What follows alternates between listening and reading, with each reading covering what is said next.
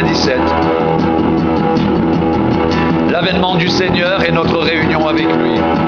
Pour ce qui concerne l'avènement de notre Seigneur Jésus-Christ et notre réunion avec lui, nous vous prions, frères, de ne pas vous laisser facilement ébranler dans votre bon sens et de ne pas vous laisser troubler, soit par quelque inspiration, soit par quelques paroles ou par quelques lettres qu'on dirait venir de nous, comme si le jour du Seigneur était déjà là. Que personne ne vous séduise d'aucune manière, car il faut que l'apostasie soit arrivée auparavant et qu'on ait vu paraître l'homme du péché, le fils de la perdition, l'adversaire qui s'élève au-dessus de tout ce qu'on appelle Dieu ou de ce qu'on adore, jusqu'à s'asseoir dans le temple de Dieu, se proclamant lui-même Dieu. Ne vous souvenez-vous pas que je vous disais ces choses lorsque j'étais encore chez vous? Et maintenant vous savez ce qui le retient, afin qu'il ne paraisse qu'en son temps.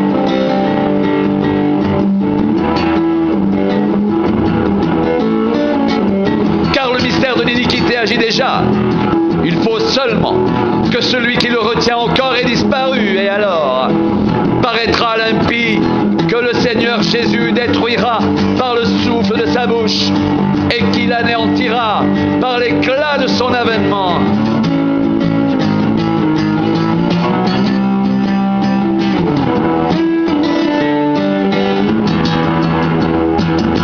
L'apparition de cet impie se fera par la puissance de Satan, avec toutes sortes de miracles, de signes et de prodiges mensongers, et avec toutes les séductions de l'iniquité, pour ceux qui périssent, parce qu'ils n'ont pas reçu l'amour de la vérité pour être sauvés.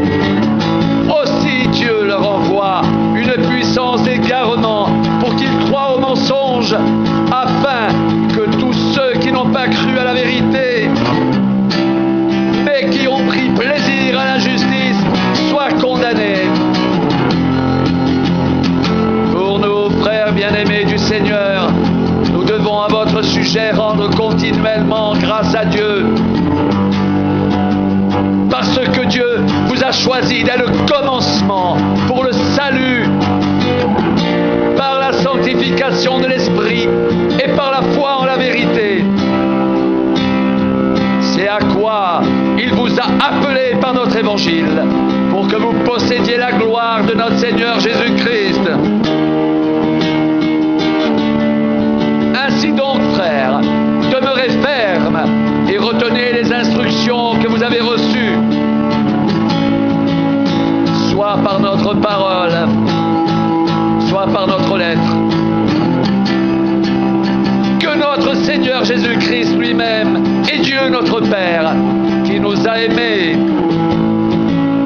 et nous a donné par sa grâce une consolation éternelle et une bonne espérance, console vos cœurs et vous affermisse en toute bonne œuvre